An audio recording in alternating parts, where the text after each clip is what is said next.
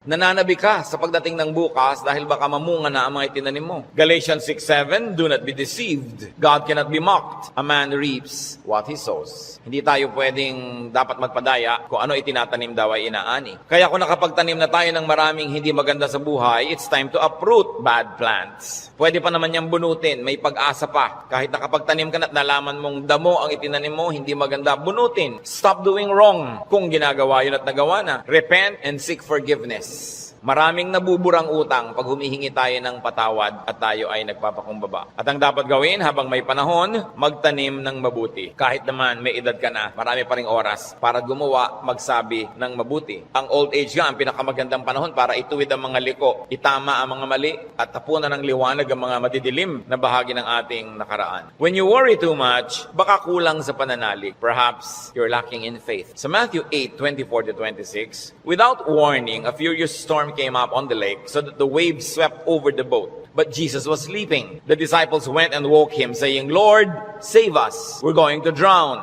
He replied, you of little faith, why are you so afraid? Then he got up and rebuked the winds and the waves, and it was completely calm. Well, actually, rational naman at valid yung fear nila dahil malakas ang bagyo, sinasalanta ng bagyo at ng mga waves at mga alon at hangin yung kanilang sasakyang pangdagat. Hindi naman imposibleng matakot ka nun at hindi naman yun unreasonable. Pero nakita natin yung statement ng Panginoong Hesus dito. He equated fear with lack of faith. Kaya pag marami tayong mga takot at kinakatakutan, ang dapat nating siyasatin yung ating pananalig. We should check our faith. The more faith we have, the less fears. The more fears, it means the less faith. Sabi nga, faith is the assurance of things hoped for, the evidence of things not seen. And if you're assured and you have evidence of God's goodness through faith, you will be much, much less prone to worry. Kaya si Pedro, nung pinalakad ng Panginoon sa tubig, nung siya'y nag-alala, natakot, siya'y lumubog. Matthew 14:29-31. Come, he said. Then Peter got out of the boat, walked on the water, and came toward Jesus. But when he saw the wind, he was afraid, and beginning to sink, cried out, Lord, save me. Immediately, Jesus reached out his hand and caught him. You of little faith, why did you doubt? In both cases, yung lulubog na bangka at lulubog na Pedro, pareho silang sumigaw, Lord, iligtas niyo po ako o iligtas niyo kami, at sila naman ay sinagip ng Panginoon at muling napanatag. So nakikita natin, pwedeng mangyari na mag-alala tayo, pwede tayong malibang na manghina ang pananalig, pero pag nararamdaman na natin yun na tayo ay tinatalo na ng takot, magpaligtas kay Jesus, manalangin, tumawag, dahil yung example, nakita natin, ang tumatawag sa Panginoon, sinasagip niya. Kaya kung isa't nakakalimot tayong manalig, nakikita mong ninenervyos ka na pala, takot na ang naghahari sa iyong buhay, pangamba, anxiety, even panic, remember Jesus and call upon Him. Siyempre, nakakapanik yung lumulubog ka sa tubig, tulad ng panik ng maraming taong iba't ibang korte at hugis at kulay, but the Lord is still Savior of all our worries and Savior from all our concerns. When you worry too much and you think that your faith is a problem, then ask for more faith. Humingi. Kuminsan ang ating mga panalangin parang grocery list, shopping list. Hingi nito, hingi nun. Maganda idagdag dyan yung bagay na hindi material. Humingi ka ng karadagang pananalig, tibay ng pananalig, sapagkat yung taong may tibay ng pananalig, kahit anong bagyo ang dumating, kahit anong warning at signal ang marinig, hindi siya nababagabag. Mag-alalaman, konti lang. Hindi siya natatalo at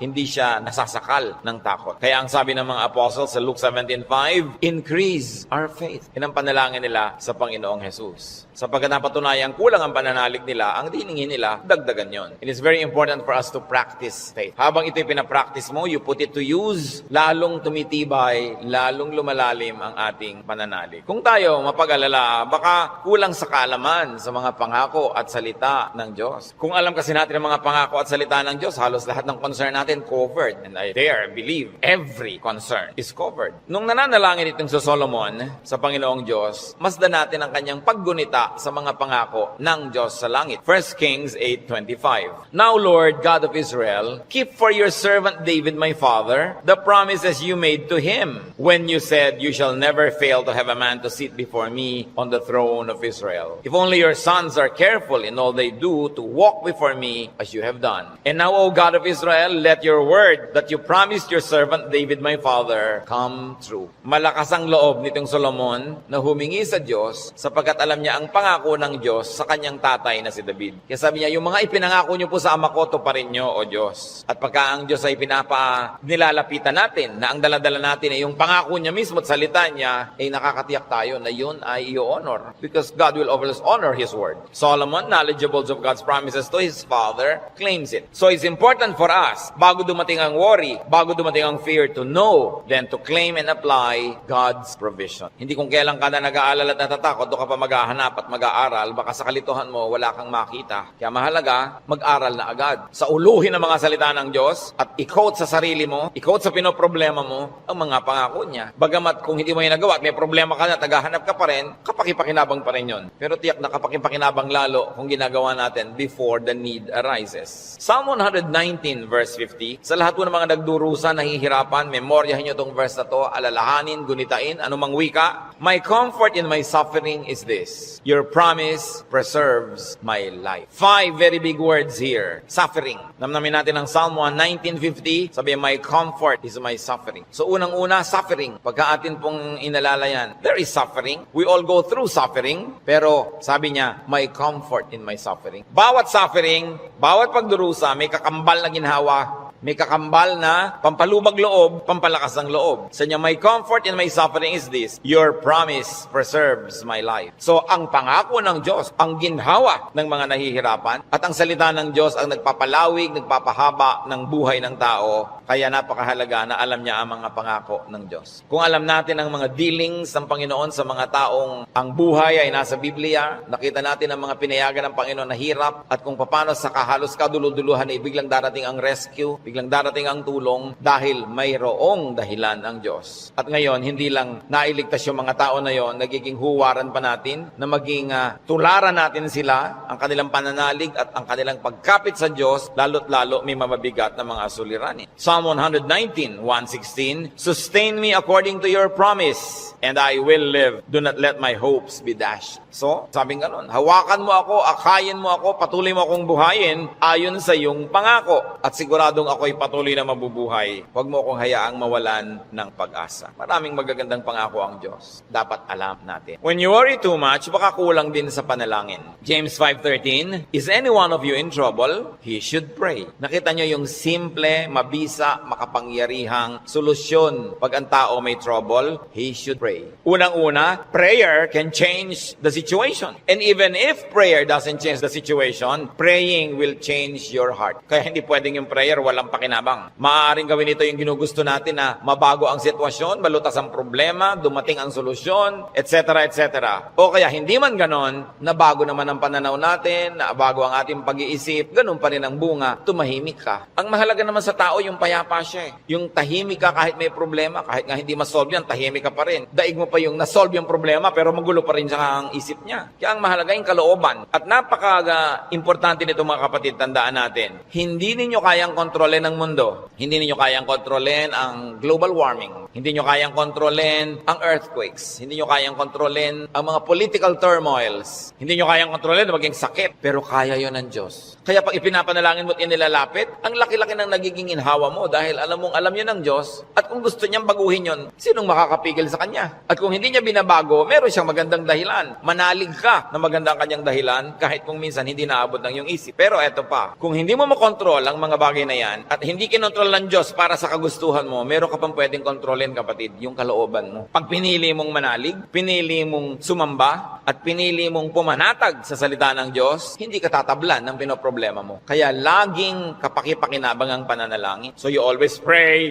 and pray and pray. Yung madalanginin, malayo yan sa pag-aalala. Lalo't ang pananalangin ay punong-puno ng pasalamat. Kasi kung nananalangin ka ng nagpapasalamat, oo nga naman, naaalala mo unti-unti na ang dami ng mga maganda sa buhay na dapat ipagpasalamat, nababalanse ang iyong alalahanin at natutuwa ka pa kung lumaon. Ngayon, maraming ganito mga kapatid. Sobrang nag-aalala, matatakotin, nerbyoso, dahil kulang lang sa saya, kulang sa libangan o sa sarap sa buhay. Napakahalaga na ang tao ay may saya, may libangan at may sarap ng buhay. Kaya marami mga tao naghahanap ng aliw. Kung bakit marami naman sa atin, kahit nakakaranas tayo ng hirap, nagiging judgmental tayo sa mga nag-aaliw. Ano naman mas sa mag-aliw? Kung hindi mo ninanakaw ang yung aliw, wala kang pinapatay, wala kang ginagawa ng masama. Kaya pag tumatanda na ang tao, marami dyan nagkakaroon ng diversyon. Alam nyo, yung may diversyon, napakalaking blessing yan. Kasi ang daming alalahanin. Pag tumatanda ka na, nararamdaman mo na yung mga kasukasuan mo, ayaw na masyadong tumiklop o bumuka ang mga tuhod mo at mga braso. Nararamdaman mo nang mahihiluhin ka, halimbawa, lumalabo ang iyong mata, dumadami ang iyong mga sakit, at kumukonti usually ang iyong pera. Bihira naman yung papayaman, papadami pera, no? Kadalasan papaubos, nawawala ng hanap buhay, nagre-retire, tapos ang mga mahal mo sa buhay na uubos na, ang lahat ng mga tiya mo, magulang, ubos na, parang yung kayo na lang na magkakapatid ang next in line. Dati may mga matatanda kang tinitingnan, pinagmamanuhan, ngayon wala na, ikaw na lang lagi ang pinagmamanuhan. So inisip mo, ako na kaya next. Yung lampas ka na sa alas 12 tanghali ng buhay, yung mga nasa alas 3, alas 4:30 ka na, alam mo yun na malapit na akong humarap sa mga katotohanan. Alam niyo yung mga ganon, sobrang magbigay ng alalahanin. At hindi na iintindihan nyo ng mga tao na hindi pa nakakaranas noon. Kaya marami sa ganong edad, mga past 50, kung kailan pa nagkaroon ng ganong edad, machichismis pa. Ang bata-bata naman ang boyfriend ni kumare. Kung biyuda naman siya, di ba? Kung bata ang boyfriend niya, naiinggit ka, di ba? Ang bata-bata naman ang girlfriend ni ganon, kung biyudo naman siya o wala naman siyang asawa, ano naman ngayon? If there are 2 less lonely people in the world. Do not be judgmental sa mga tao naghahanap ng saya. Kasi kadalasan, yung saya mo na lang ang nagtatawid sa'yo sa dilim ng gabi. Yung konting saya mo na lang ang nagbibigay sa'yo ng dahilan para mabuhay pa uli, para bukas o next week. Yung konting libangan mo ang nagbibigay sa'yo ng liwanag sa otherwise, ang dami-dami mo mga alalahanin sa buhay. Hindi dapat silang ginajudge. Pag may nakikita kang dalawang taong magkasama, hindi sila magkaedad, ang tanda-tanda naman ng boyfriend niya, baka naman kulang siya sa pag-ibig ng magulang nung araw. Mabutit nakakuha na ng husband, meron pang tatay. Kung minsan bonus, may lolo pa. Inggit ka, di ba? Kung minsan naman, bakit kaya ang bata-bata nang nagugustuhan ito, may edad na siya? Kung puro kapwa matanda niya ang nakikita, ang pinag-uusapan laging arthritis, blood pressure, blood sugar, mga katarata,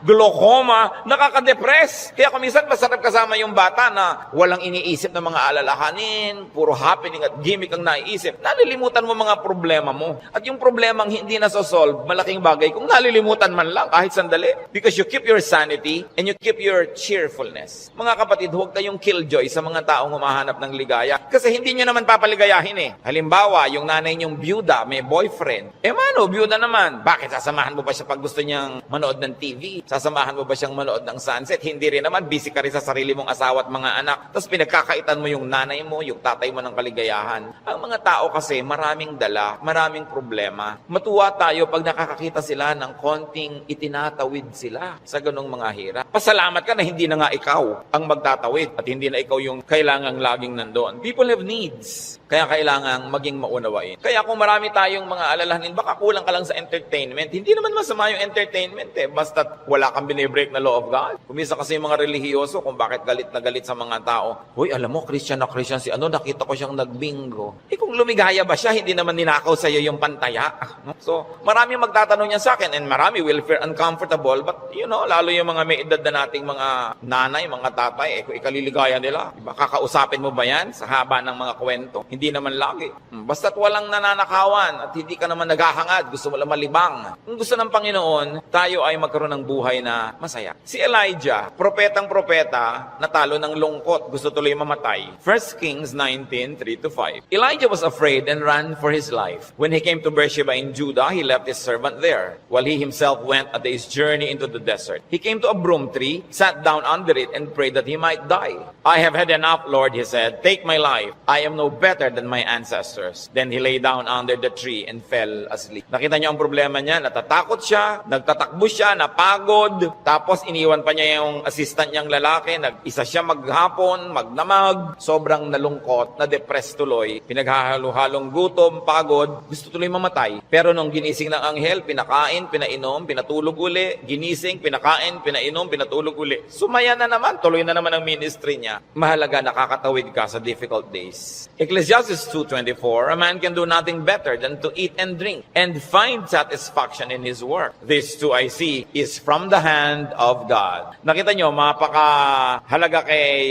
Solomon i-emphasize na sabi niya, yung pagkain, pag-inom, pagsasaya, galing din yan sa Diyos. Bakit niya idinidiin? Kasi akala ng iba, ang galing lang sa Diyos, tini, krus, pasakit, kalbaryo. I mean, ganun. Kung kailangan danasin yon, danasin. Pero hindi laging ganun ang kalooban ng Panginoon. Gusto niya tayo na mag-enjoy. At sinabi, to find satisfaction in all His work. Not in somebody else's work, not in somebody else's fruits, but in someone's work. In other words, kung nasan ka ko, anong ginagawa mo, doon ka umimbento ng saya. Doon ka humanap ng ikaliligaya mo. Sapagkat yun ang doable, yun ang reachable. Ecclesiastes 3:13, that everyone may eat and drink and find satisfaction in all his toil. This is the gift of God. Gusto ng Diyos, pag kumakain ka, masaya ka. Umiinom ka, na-enjoy mo yung iniinom mo. May ginagawa ka, hindi ka nagdadabog, natutuwa ka sa ginagawa mo. Ang payo pa ni Solomon, Ecclesiastes 9:8, always be clothed in white and always anoint your head with oil. Baka naman bukas sa kaputi na kayo lahat. Yung puti kasi is associated with linen sa Israel at sa mga disyertong bansa tulad ng Egypt, kaya lahat ng mga nobles laging naka-white, nakalinen. Ibig sabihin kasi comfortable and beautiful. So ang sinasabi ni Solomon, be comfortable, have pleasure, and enjoy beauty even in what you wear. Sa dami ng lungkot ng mundo, pag may konting saya na pwede mong kunin sa hangin, kunin mo. Pag may konting kaligayahan, kunin mo. Kasi maraming kalungkutan na hindi mo pwedeng iwasan. Mabuti na yung marami kang deposit sa alkansya ng saya para pag may panahon ng pagdurusa, may madukot kang saya, pampalakas sa mga araw na malungkot ka. Kaya kung may pagkakataong sumaya, magpakasaya ka. May pagkakataong gandahan ng environment, gandahan mo kasi kung minsan napipilitan kang tumingin sa hindi maganda. Meron kang pagkakataong guminhawa, paginhawahin mo. Kasi maraming beses hindi ka maginhawa at wala kang magagawa tungkol doon. So buti na yung marami kang pabaon sa sarili mo na saya, tawa, kagandahan, para pagka panahon ng tagsalat, meron kang panggagalingan ng lakas. Surround yourself with what is beautiful and pleasurable and comfortable. Sabi nga ni Balagtas, sapagkat ang mundo'y bayan ng hinagpis, mamamaya'y sukat tibayan ang dibdib. At ang isa sa mga pagpapatibay niyan, whenever you can be happy,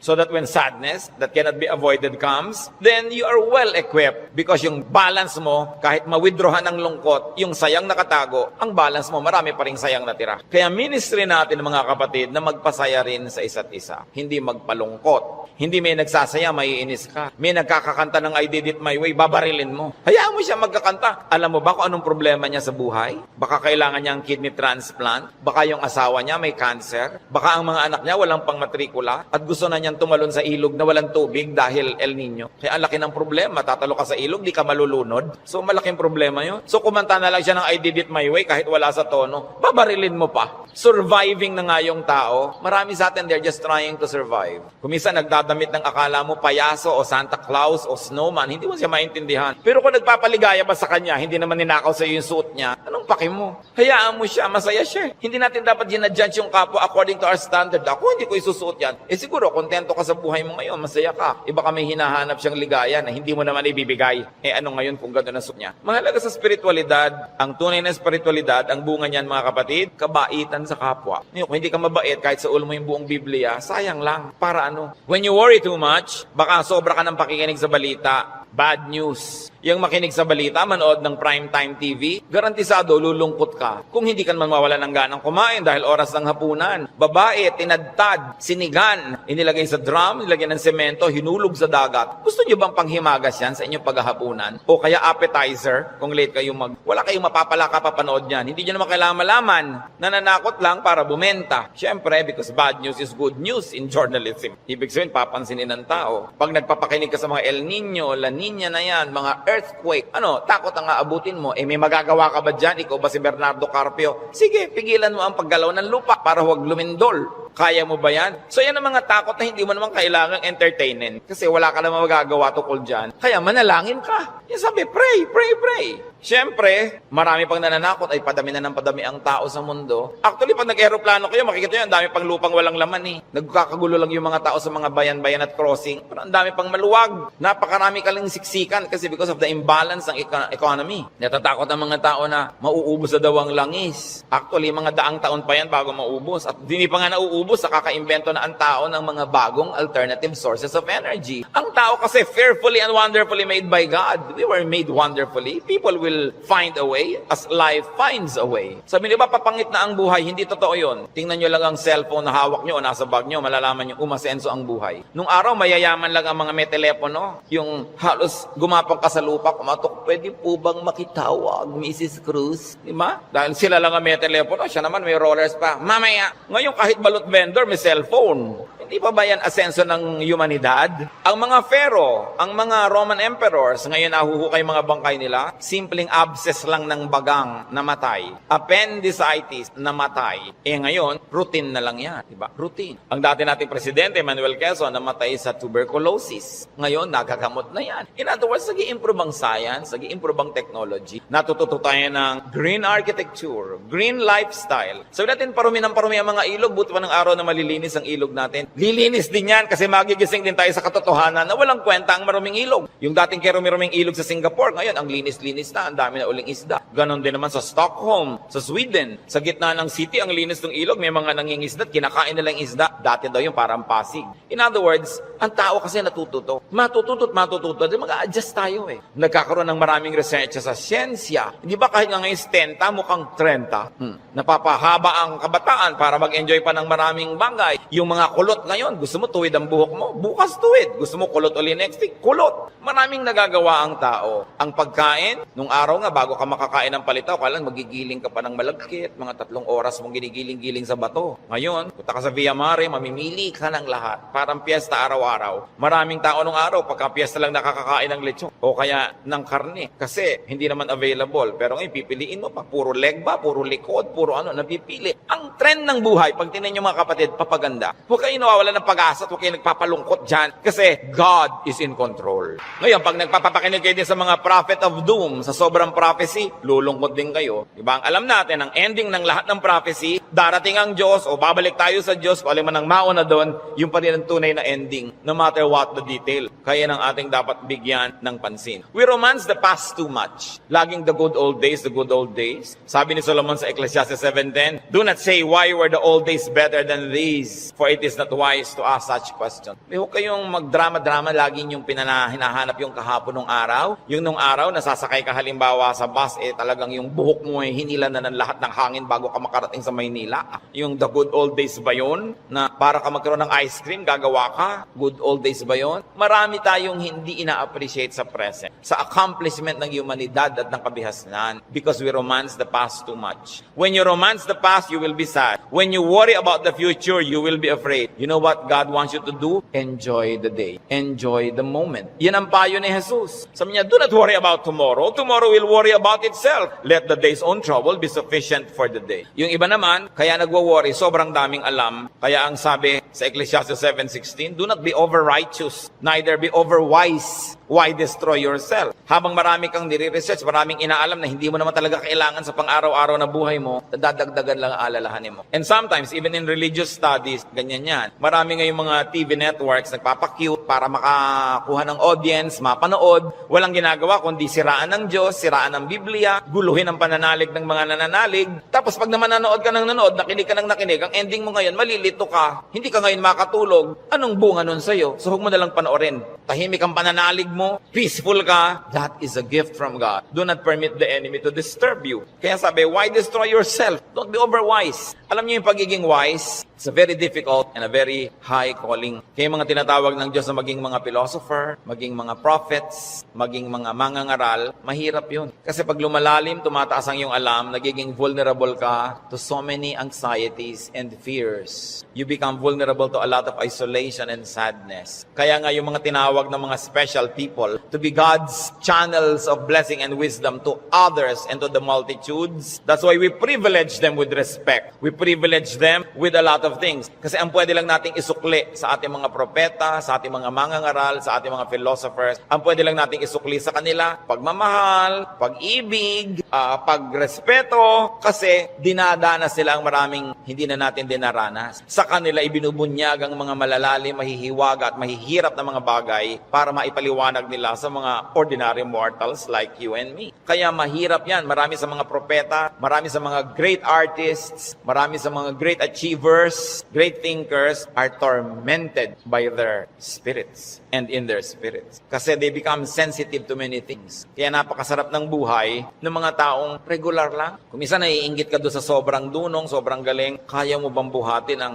bigat ng karunungan? Mahirap yon. Yung may ipabigay sa iyo ang Diyos, sasabihin ng Diyos, ipamigay mo na yan dyan sa mga tao, hindi siya madali. Kaya kung minsan may eccentric behavior, no? Yung mga great artists na hindi nauunawa ng mga karaniwan tao. Basta tayo mga kapatid may hindi nauunawa, huwag nyo i-judge. Sikapin nyo unawain at kung hindi nyo man lang maunawaan, at least leave it alone. Huwag nyo siraan, huwag nyo pintasan kasi hindi nyo alam. At pasalamat kayo, hindi kayo yun. Ngayon, we avoid extremes because extreme behavior and extreme thinking also leads to a lot of worry. Ecclesiastes 7:18, the man who fears God will avoid all extremes. Gumigitna ka lang, bumabalansi ka lang para tahimik ang buhay mo. Ecclesiastes 12:12, be warned my son, of making many books there is no end, and much study wearies the body. Lalo ngayon, ang daming choices. Nung araw, 3 lang ang channel sa TV. Ngayon, daan-daan ang channel. Ang dami mong choice. Kaya wala ka nang mabuong programa. Marami ka kasing choice. Nung araw, pagkahapon, basta mga aninong gumagalaw. Yun lang ang mapapanood mo. Mga lumang pelikula. Wala ka nang maraming choice. Kuminsan, tahimik pa yun eh. Umorder ka sa restaurant ng tea. Nung araw, pag umorder ka ng cha, etong cha. Ano pong tea? Ang daming tea. Alam niyo, mamahit 100 yung papapiliin sa inong waitress. Pagkatapos papapiliin ka pa kung hot o cold. Tapos papipiliin ka pa kung natural o ganito. May sugar o without. Pag may sugar,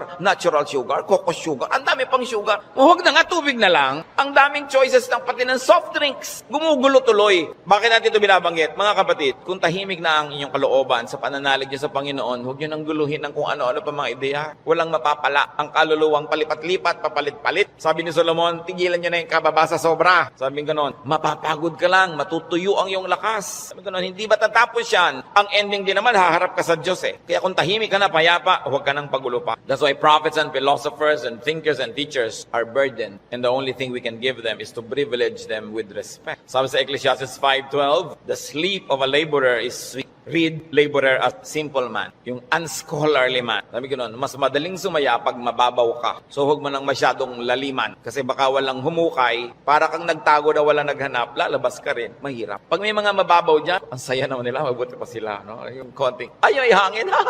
Hangin lang, tumatawa. Kesa naman ang tali-talino mo, wala na makapagpatawa sa'yo. Mas mahirap yun. When you worry too much, baka kulang ka lang sa food or drink or chemical balance. Tulad ng pinag-usapan natin. No? Kaya yung propeta, pinakain ang anghel sa 1 Kings 19:7-9 at guminhawa na siya nung siya kumain at nakainom. Baka sobra ka nagda-diet, kulang ka na sa vitamina, kulang ka na sa minerals, kulang ka na sa nutrients, kaya ka pala malungkot. Ang bewang mo nga, di ba? Ang liit-liit, pero ang lungkot mo naman, nakatingin ka at nakatulala, no? Sa kawalan, di bali nang lumaki ang bewang mo. Basta masaya ka. Ang mahalaga yung kalooban mong masaya ka. Kasi ang buhay maiksi. Alam nga namang ubusin mo pa sa lungkot yan. Kailangan i-maximize mo yung saya. Kaya si Timothy na laging sinisikmura, sabi sa kanya ni Paul sa 1 Timothy 5:23, stop drinking only water and use a little wine because of your stomach and your frequent illnesses. So kulang siya sa chemical balance. Binabalanse. The Lord Jesus' prescription against worry, Matthew 6:26-34. Sabi niya, look at the birds of the air. They do not sow or reap or store away in barns, and yet your heavenly Father feeds them. Are you not much more valuable than they? Who of you by worrying can add a single hour to his life? Sabi, ba't ka nag-aalala? Kita mo yung mga ibon, hindi naman yan nag-agriculture, pero pinapakain, buhay din yan. Mas mahalaga ka kaysa ibon. Kaya ang unahin mo, manalangin, lumapit sa Diyos, manali. Tapos marami ka pang ibang alalahanin, etc., etc. Kaya sa verses 26-34 ng Matthew 6, sabi ng Panginoong Jesus, and why do you worry about clothes? See how the lilies of the field grow. They do not labor or spin. Yet I tell you that not even Solomon in all his splendor was dressed like one of these. And if that is how God clothes the grass of the field, which is here today and tomorrow is thrown into the fire, will He not much more clothe you, O you of little faith? Sabi, ba't ka nag-aalala kung ano isusuot mo? Mga little things pa yan. Kasi yung damit dyan, symbolic of all other things. Food and drink, symbolic of all our needs. Plus, what to wear. Sabi niya, nakita mo yung mga damo. Hindi naman gumagawa ng tela yan. Hindi yan naggagawa ng damit. Pero kahit si Solomon, sa kanyang kayamanan, hindi nakapagbihis tulad ng magagarang damo na yan. At kung yung mga damo na buhay ngayon, bukas ay tuyot na at sisigan na lang, ay dinadamitan ng Diyos ng maganda, ikaw pa kaya ang pabayaan ng Diyos. So pag nag-aalala tayo, tumingin ka sa lumilipad na ibon. Kaya dapat hindi tinitirador ang ibon dahil anong titingnan mo kung walang lumilipad? No? Hayaan nyo silang magliparan dyan. At tumingin ka sa damo na maganda, tumingin ka sa isda na maganda, tumingin ka sa lahat ng magagandang likha ng Diyos, ikaw pa kaya ang hindi alaga, kung yan nga inaalaga. Kaya sabi ng Panginoon sa Matthew 6:26-34, kadugtong, so do not worry, saying, what shall we eat? Or what shall we drink? Or what shall we wear? For the pagans run after all these things, and your heavenly Father knows that you need. Nag-aalala ka kasi alam mo kakailanganin mo. Huwag mong kalimutang alam ng Diyos na kailangan mo yun. At kung inassignan ka ng buhay ng Diyos na ganito kahaba, alangan namang wala siyang ilagay na provision. Paano ka mabubuhay? Hindi matutupad yung plano niya para sa'yo. Kaya pakakainin ka niya. Bubuhayin ka niya. Maaaring hindi siya laging gumawa ng himala, pero itinanim niya sa iyong isip, sa iyong puso, sa iyong naturalesa na bubuhayin mo ang iyong sarili. Kahit anong mangyari. Life finds a way. Kaya yung mga nagbebenta ng life insurance, pag tinanong mo, ba't po kayo nag-i-insure ng mga tao? Paano kung mamatay lahat yan? Sasabihin, hindi. Kasi ang tao talagang kahit anong mangyari, pananatilihin niya ang sarili niyang buhay. Kaya yun ang kakampi ng insurance company, yung pag-ibig ng tao sa buhay, nabubuhayin niya ang sarili niya. Ikaw ba halimbawa, pag may insurance ka, napapalitan ng paamong naputol, puputulin mo nga para mapalitan. Hindi, di ba? Hindi ko may insurance ka, gagawin mo yun. Kasi mahal mo yung katawan mo, mahal mo yung buhay mo. Itinakda yun ng Diyos. Kaya mananatili ang tao under His care. It is natural to us. So why worry about global warming? Luma na yun. El Nino or La Nina or earthquakes, lalong luma na yun. No? Pag tinignan yung mga guho ng mga Roman buildings ng 2,000 taon na ang nakalipas, noon lumindol. Laging may lindol. Lagi. Buhay pa rin ang buong humanidad. No? May mga nasasalanta, pero marami pa rin nanatiling buhay. At as we always say, earthquakes don't kill, but bad buildings do. Kaya nga nagkakaroon ng kapabayaan yung mga tao. Kumisan, mapahamak tuloy. Yung mga earthquake na yan, noon pa yan, unang panahon pa. Hindi na yan bago. Sabi sa Ecclesiastes 1:9-10, what has been will be again, and what has been done will be done again. There is nothing new under the sun. Alam na yan. Nagkaroon lang kasi ng pangalan niyang El Nino kaya naging warriors tayo. Nung araw pa sinaunang panahon, hindi umuulan, yung mga tao magpoprosesyon sa mga bukid para umulan. Nangyayari na noon. Pero may bukid pa rin, may tao pa rin, dumadami pa nga. Is there anything of which one can say, look, there is something new? It was here already, long ago. It was here before our time. And if it was here before our time, it was God designed, God ordained. It is in accordance with God's will. And if God promises that He will take care of you, and He knows the natural things that will happen, God knows how to take care of His people. Yun ang dapat nating panghawakan. Hindi ka padala sa takot, sa mga sensational news. Kapatid, kung ano man ang pinoproblema mo, nandyan na yan, matagal na. Inilagay yan dyan ng Diyos. O kung hindi man, pinayagan niyang malagay yan dyan. Alam niya. At kung alam ng Diyos, pwede ka magtiwala. Huwag mong problemahin. Listen, church. Ang problema, nagiging problema kasi pinoproblema. Pag hindi mo pinroblema, di hindi problema. Kaya dalawang tao, dalawang ina, yung isa yung anak, wala pa, 2:00 ng umaga, balisang-balisa, hindi makatulog. Yung isang ina naman, tulog na tulog, parehong wala yung anak nila. Yung isa kasi pinoproblema niya, yung isa hindi. So, malaki na yon, alam na niya umuwi. Lalong-lalo kung may pangatlo pa na hindi naman problema, dahil sabi niya, ipinanalangin ko na sa Lord. Wala ako sa kinakalagyan ng anak ko ngayon, pero nandun ang Diyos, so binilin ko na. In fact, mas mahal naman ng Diyos yung anak ko kaysa mahal ko yung anak ko. So magtitiwala ako at matutulog ako dahil anong mapapala kung gising ako dito. So iba-ibang attitude, pare-parehong sitwasyon. Your attitude will shape your lifestyle. Ganun nyo. Kung minsan merong mga asawa na hindi na halos pansinin ng asawa nila, laging wala. Merong mga nag-aalala, bakit siya laging wala, etc. etc. Meron mga, salamat, wala siya. Marami akong magagawa ngayon, walang abala. Nasa sayo yan kung anong gagawin mo sa buhay mo. Pero hanggang hindi mo pinoproblema ang isang bagay, hindi yun problema. Ngayon, iniisip mo, ano kaya, Pastor, ano mangyayari po pag natunaw lahat ng mga yelo sa North Pole? Lumayas ka sa harap ko, hindi ko alam. Bakit mo ipapaproblema sa akin ng mga yelo sa North Pole? Diba? Dati po problemahin yan. Magdasal ka, kahit alam ko na kasi lumubog ang buong mundo eh. Gusto ng Lord na lumutang sila Noah, lumutang. Di lumapit ka sa Diyos para kahit lumubog, lumutang ka. Bakit mo paproblemahin yung buong yelo, buong Antarctica? Ang saya-saya ng buhay ko dito, bibigyan mo ako ng problema. Ano po kaya't naglilindol? Kaya ba natin pigilin kahit anong gawin natin dito? Diba? But of course, there are practical things you can do to minimize risk and danger. But you can only do so much. Kaya nga may Diyos eh. Para yung hindi mo kaya, ipasa Diyos mo. Magtiwala ka at mag-enjoy ka ng buhay. Gumawa ka ng mabuti. Kaya tayo gusto ng Diyos na pumanatag, tumahimik, para sa kapanatagan at katahimikan, ma-inspire kang gumawa ng mabuti. Hindi lang para magpasasa sa sarap. Your stability in life, your wealth, your security, your health, should not only be used for your personal enjoyment. It must become the springboard Lord for much nobler missions in life. Na kumbaga, wala ka ng need, so pwede ka na magbigay. Malakas ka naman, pwede kang tumulong. Tahimik ang loob mo, pwede kang umakay, umunawa sa mga magugulo ang loob. Kaya gusto nating pumanatag, umayos, hindi lang para magpasarap, para magawa natin yung misyon na ibinibigay sa atin ng Diyos, na maging blessing tayo sa ating mga kapwa-tao. So, brothers and sisters, think about the things you worry about. It's your decision if you like to turn them into problems. Pag pinroblematize mo. Maraming mga tanong pa, mga doktrina na hindi natin alam. Ano po kaya ang itsura natin sa langit? Hindi natin alam. Ang problemahin mo, mapasama ka doon. At alam natin yan, manalig ka sa Panginoon, humingi ka ng tawad para sa iyong mga kasalanan,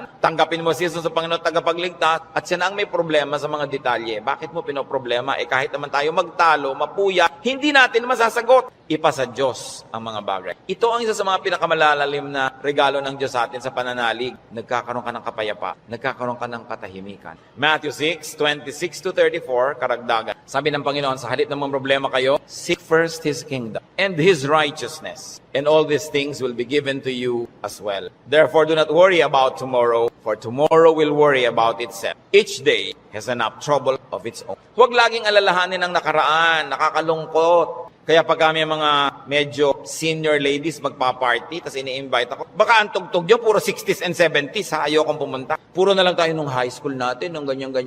Wala na ba tayong future? Puro past na lang ang pinag-uusapan. Kaya kung minsan nakakatamad na rin umatin ng mga high school reunion, walang pinag-uusapan kundi yung nakaraan. Mahalaga ang tao, engage niya yung today, hopeful siya about tomorrow, may mga plans siyang pinag-uusapan, hindi puro past, hindi puro lungkot. Kasi sayang ang isang araw na inubos mo sa lungkot, pwede mo namang pasaya. Okay, maganda rin naman kung minsan makinig ng mga lumang tugtog, mag-alala ng kahapon, pero huwag sobra. Because when you romance the past, you will be sad. Marami pa tayong, kaya hindi pa tayo kinukuha ng Diyos. May today pa, para mabuhay tayo today. At yung bukas, hawak niya yan, hindi natin hawak. So huwag niyong agawin sa Kanya. Kaya nagiging mabigat, inaagaw niyo sa Diyos yung pagbuhat sa past. Pero yung today, kayang-kaya nating hawakan sa tulong ng Diyos. Kasi ibinibigay niya sa atin yung today. So sabi niya, ang alalahanin mo lang yung today. May maiinom pa po kaya tayo, Pastor, sa 2020. Ang layo pa nun. May tubig ka ba sa bahay mo ngayon? Meron po. Masaya ka na. Bukas, lalagyan ulit yan ng Diyos. Sabi, give us this day our daily bread. Bakit mo lulutasin yung problema ng isang buong buhay sa isang araw? Yung lakas mo para lang sa problema ng araw na to. Inuubos mo sa napakaraming araw na problema, kaya kinakapos. Pero lahat ng problema sa araw na to, kasya ang pagpapala ng Diyos sa araw na ito. Kasya. Humihirap kasi yung blessing today, hinahati mo para sa problem tomorrow. Yung problem tomorrow, may kasamang blessing niya yun nakakambal. So yung ngayon ang atupagin mo sa buhay. Hindi ibig sabihin na hindi ka na magpaplano ng future. Nagpaplano ka generally, but you don't get obsessed with that. But don't fail to live the moment, to savor the moment, because it will never happen again. Alam nyo, kahit anong iniintay nyo, pag wala kayong ginawa kundi hintayin nyo, ganun lang pala, sandali lang tapos. Araw ng kasal, anibersaryo, fiesta, event. Ang tagal mo pinaghahandaan, tapos sandali lang natapos. Sasabi mo, ay tapos na. Marami kasi, nahihirapan silang ihanda yung darating pa. Pero pag nangyayari na, they are too busy trying to be perfect, hindi nila na-enjoy. Tapos na. Wala na, lugi na sila. So enjoy the moment. Pag kami ikinakasal ako, may ibinubulong akong gano'n. Minsan may tinatanong sa akin, ano po yung ibinulong nyo, Pastor? May mga pakialamera kasi, pati ibinulong mo, tinatanong. Sabi ko, wala. Sinabi ko lang, pagkakainan na, kumain kayong mabuti. Huwag kayong mag-entertain ng mga bisita. Tayo kayo ng tayo. Kasi this is your first meal together as husband and wife. Enjoy it. Stop being warriors and perfect hosts. Enjoy your meal. Ito yung meal, enjoyin mo. O, debut mo ngayon, enjoyin mo. Huwag mo nang isipin na kung anong bagay kasi mamaya tapos na yan. Dapat ine-enjoy. Pag pangbukas, malayo pa. Do not worry. Focus on today's concerns and pleasures and enjoy whatever can be enjoyed. Philippians 4:6-7. Do not be anxious about anything, but in everything, by prayer and petition, with thanksgiving, present your requests to God. And the peace of God, which transcends all understanding, will guard your hearts and your minds in Christ Jesus. Sabi, huwag kayong mag-alala, huwag kayong matakot, huwag kayong tungkol sa kahit anong bagay. At sa halip na yan, sa pamamagitan ng panalalangin taimtim na may kalakip na pasalamat, ilapit nyo sa Diyos ang gusto nyo. Sabi niya, at makikita nyo yung kapayapaan ng Diyos na mahirap unawain, imposibleng makamit, mararamdaman ninyo and you will feel sick. So pagka nagigita yung anxious mga kapatid, nag-aalala, anong dapat gawin? Pray. With thanksgiving. Hindi lang pray, puro request. May thanksgiving. Kasi nga, habang naaalala mo yung pagpapasalamat mo, naaalala mo, oo nga naman, maraming maganda sa buhay. Pati ikaw, nababago. Don't be anxious about anything. So do not problematize life and its details. And 1 Peter 5:7 is so very, very powerful. Cast all your anxiety on Him because He cares for you. Sabi, ibigay nyo kay Kristo ang inyong mga alalahanin. Kasi mo, Lord, nag-aalala po ako tungkol sa buhay ko, nag-aalala ako tungkol sa impyerno, nagpapaalala ako tungkol sa buhay na walang hanggan, sa kabilang buhay, nag-aalala ako tungkol sa kakainin ko, sa ganito, sa ganon. Sabi ni Jesus, binayaran ko na yun sa cross, bakit inaalala mo pa? Bayad na yan ha. Kaya sabi, cast all your anxiety on Him. Kasi bayad na. Ipapaalala sa iyo ni Jesus, huwag mo nang problemahin, tapos na yan, binayaran na. Kaya nga ako nagdugo, nasugatan, nahirapan, nagdusa, namatay, para hindi ka na magdusa. Bakit ginokopya mo ako, hindi naman ikaw ako? Ba't ka naman problema? Problema ko yan. Kaya nga si Jesus, Savior. He is Savior. He is Lord. Lord over all our problems and cares. Kaya sabi ng Ecclesiastes 11:10, so then, banish anxiety from your heart and cast off the troubles of your body, for youth and vigor are meaningless. Sabi, palayasin mo, iwagwag mo ang mga problema mo. Kaya ang laki ng gawa ng word na word, banish. Hindi lang sinabing remove, banish anxiety. And this word anxiety in its original word and language is the same as the clinical word now for anxiety. Yung halos masiraan ka ng bait sa pag-aalala, sa takot, sa panic, sa nerbyo. Sabi, iwagwag mo yan, tanggalin mo yan. Hindi yan bagay sa mga anak ng Diyos. Do what it takes para matanggal yan. Kaya yung mga sinabi natin, maghanap ka ng ligay, manalangin ka, get busy, alisin mo ang dapat mong alisin, palitan mo ang iyong mga pag-alala ng panalangin, ng kapayapaan, ng pananal. Bakit? 1 John 4:3, the one who is in you is greater than the one who is in the world. God who lives in you is greater than the spirit that scares you. Kaya napakahalaga na isipin yan, yes, I am a winner because Jesus Christ is a winner. Matthew 10:29-31. Sabi ng Panginoon, are not two sparrows sold for a penny? Yet not one of them will fall to the ground apart from the will of your Father. And even the very hairs of your head are all numbered. So don't be afraid. You are worth more than many sparrows. Yung maliliit na ibon sa Israel, ang mura-mura, dalawa nun, isang pera lang. Para halos economic value. Sabi ng Panginoon, hindi ba ang mumura ng mga ibon na yan halos walang halaga? Pero wala ni isa sa mga yan ang namamatay nang hindi alam ng Diyos at hindi pinapayagan ng Diyos. Pati sila, pinapayagan muna ng Diyos na mamatay bago mamatay. Alam ng Diyos ang nangyayari sa kanila. Ikaw, sabing ganon, pati nga number ng buhok mo dyan sa anit mo, alam niya. Alam ng Diyos kung ilan nang nalaglag sa unan kagabi, sumama sa shower, ilan niya kung ilan tumutubo, alam niya kung ilan yung nalalagas. Ibig sabihin, ang pagkakaalam ng Diyos sa buhay natin, very updated and very detailed. Kaya sabi niya, huwag kang mag-alala, higit kang mahalaga kaysa maliliit na ibon. Kaya pinapahalagahan ng Diyos ang iyong buhay, pahalagahan mo rin, at huwag kang matakot kahit kailan. Ano ang mga ipinag-aalalan niyo mga kapatid? Sa mga binanggit natin o sa mga hindi natin nabanggit, palayasin niyo sa buhay niyo.